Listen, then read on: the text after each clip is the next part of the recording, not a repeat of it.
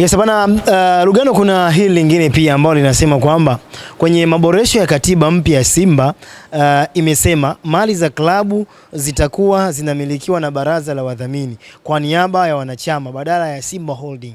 Mchakato wa mabadiliko ukikamilika, mali zote zisizohamishika zitabaki kwenye baraza la wadhamini. Hii na yenyewe imekaaje kaje? Hiyo picha inayozungumzwa hapo sasa ni umiliki halali wa mali za wanachama wa Simba. Lakini zimebainishwa zisizohamishika ambao ni majengo na uwanja na vitu kama hivyo. Kwa sababu ukisema vitu visivyohamishika, ile sasa ndo nguvu ya wanachama.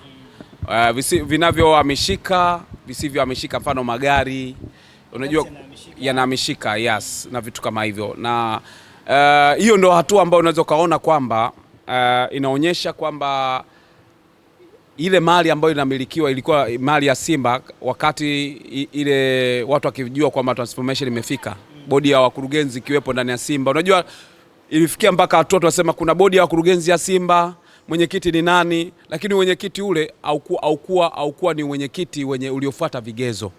Umeelewa? Sasa kwa sababu walikosea kufikia hiyo hatua, serikali pamoja na msajili wao wamerudisha ule mfumo sasa. Umeelewa?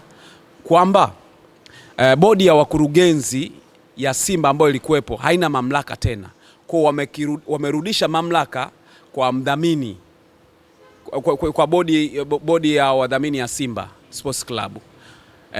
Bodi ya wadhamini ya Simba Sports Club ambao sasa yenyewe inasimamia mali na asset zote za Simba, ikianzia kwenye nembo ya Simba, ikianzia mpaka kwenye majengo na vitu hivyo. Umeelewa? Vyote vinasimamiwa na hao watu. Kwa maana hiyo ni kwamba wakati inatengenezwa hii Simba Holding Company, wale wadhamini walikuwa wametengwa, wamewekwa nini? Wamewekwa pembeni. Si unanisoma vizuri? Bodi ya wadhamini ya Simba ilikuwa imewekwa pembeni. Kwa hiyo maana yake hii imewarudisha wale bodi ya wadhamini ya Simba irudi kwenye mandate yao kusimamia mali ya Simba, ili mfumo utakapokuwa umeanza uwekezaji, wale bodi ya wadhamini ya Simba ndio ambao wataenda kusimamia mchakato mzima wa hiki na hiki na hiki. Sawa, na mfumo upi ambao utaenda kwa nani? Kwa mwekezaji. Yaani mwekezaji yani wawekezaji pamoja na Simba wenyewe watakutana kwenye eneo lipi, na nani ambaye atakuwa na mandate ya kusimama pale. Kwa hiyo mali ya Simba ili iweze kulindwa lazima kuwepo na bodi ya wadhamini ya Simba ambao wao ndio watakuwa na uwezo wa kusimamia mali zisizohamishika. Kwa hiyo tathmini, kwa sababu haikufanyika tathmini, maana yake tathmini itaenda kufanyika ikiwa chini ya bodi ya wadhamini ya nini? Ya Simba. Bwana, Simba ina value gani? Kwa sababu mpaka dakika hii Simba bado haijajulikana value yake ni ngapi. Miaka hiyo 2018 Simba value yake inaonekana kama bilioni 20, si ndio? Miaka mingi imepita hapa, vitu vingi Simba amevifanya, wameenda mpaka kucheza kimataifa, value yake haiwezi kubakia pale pale ilipokuwa mara ya kwanza. Kwa hiyo kitu ambacho Simba anaenda kuthaminisha, value ya Simba mpaka sasa ni ngapi? Maana yake atakayesimamia ni bodi ya wadhamini ya Simba ambao utaenda kuidhaminisha Simba kwanza na ubora ina thamani kiasi gani. Ndio hapo nakwambia inawezekana thamani ya Simba ikafikia bilioni labda 200. Sawa, kwenye bilioni 200 ikapigwa mahesabu. Tulikuwa na mwekezaji ambaye alikuwa na bilioni 20. Kwenye bilioni 20 kwa hawa wawekezaji itabidi ili wapatikane wengine wa 6 ili kukamilisha 7 ya huyu aliyekuwepo. Sababu interest tayari ashaonyesha. Manake wengine watakuja kwenye mchakato na ataingia kwenye mchakato, lakini wakiwa anajua vilivyo ndani mchakato wake anaweza kuingia, wakati wengine anajipima. Kwa hiyo sasa watapiga bilioni 20 aliweka Mo, si ndio? Simba kaonekana na thamani ya bilioni 200. Maana yake Mo itabidi aongeze pesa kidogo ambayo itaendana na wengine 7. Kwa hiyo 7 mara labda mara 3 tuseme 7 mara 3 ngapi? 21, si ndio? Ambayo inakuwa bilioni 210 maana yake. Umeelewa? Inaweza ikawa kasoro, yani labda bilioni 3 kasoro. Umeelewa? Labda bilioni 3.9 kila mwekezaji anaweka bilioni ngapi? Bilioni 20 ngapi? 20 jumla 21. 21.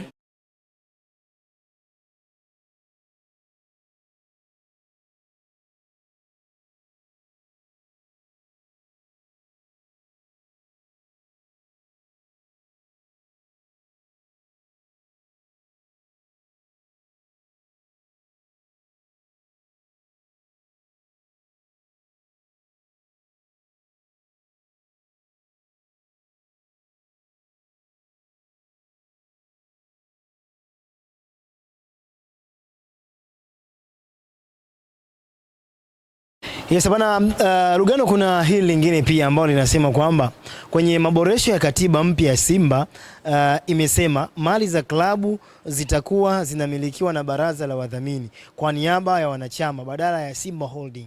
Mchakato wa mabadiliko ukikamilika, mali zote zisizohamishika zitabaki kwenye baraza la wadhamini. Hii na yenyewe imekaaje kaje?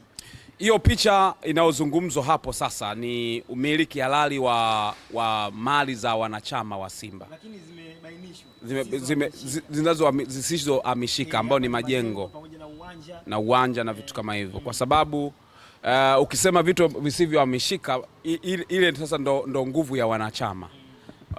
Vinavyohamishika, visivyohamishika, mfano magari, unajua yanahamishika, yes, na vitu kama hivyo. Na hiyo ndo hatua ambayo unaweza kaona kwamba inaonyesha kwamba ile mali ambayo inamilikiwa ilikuwa mali ya Simba, wakati ile watu wakijua kwamba transformation imefika, bodi ya wakurugenzi ikiwepo ndani ya Simba. Unajua ilifikia mpaka watoto wasema kuna bodi ya wakurugenzi ya Simba, mwenyekiti ni nani, lakini mwenyekiti ule haukuwa ni mwenyekiti wenye uliofuata vigezo.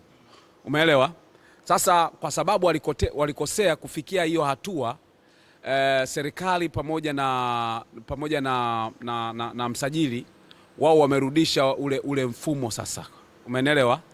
Kwamba bodi ya wakurugenzi ya Simba ambayo ilikuwepo haina mamlaka tena. Kwa wamerudisha mamlaka kwa mdhamini, kwa bodi ya wadhamini ya Simba Sports Club. Bodi ya wadhamini ya Simba Sports Club ambao sasa yenyewe inasimamia mali na asset zote za Simba, ikianzia kwenye nembo ya Simba, ikianzia mpaka kwenye majengo na vitu hivyo. Umeelewa? Vyote vinasimamiwa na hao watu. Kwa maana hiyo ni kwamba wakati inatengenezwa hii Simba Holding Company, wale wadhamini walikuwa wametengwa, wamewekwa nini? Wamewekwa pembeni. Si unanisoma vizuri?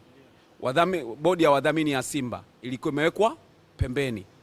Kwa hiyo maana yake hii imewarudisha wale bodi ya wadhamini ya Simba irudi kwenye mandate yao kusimamia mali ya Simba, ili mfumo utakapokuwa umeanza uwekezaji, wale bodi ya wadhamini ya Simba ndio ambao wataenda kusimamia mchakato mzima wa hiki na hiki na hiki, sawa na mfumo upi ambao utaenda kwa nani? Kwa mwekezaji. Yani mwekezaji yani wawekezaji pamoja na Simba wenyewe watakutana kwenye eneo lipi, na nani ambaye atakuwa na mandate ya kusimama pale. Kwa hiyo mali ya Simba ili iweze kulindwa lazima kuwepo na bodi ya wadhamini ya Simba ambao wao ndio watakuwa na uwezo wa kusimamia mali zisizohamishika. Kwa hiyo tathmini, kwa sababu haikufanyika tathmini, maana yake tathmini itaenda kufanyika ikiwa chini ya bodi ya wadhamini ya nini? Ya Simba.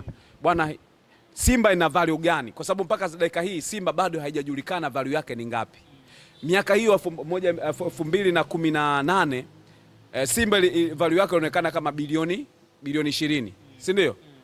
Miaka mingi imepita hapa, vitu vingi Simba amevifanya, wameenda mpaka kucheza kimataifa, value yake haiwezi kubakia pale pale ilipokuwa mara ya kwanza.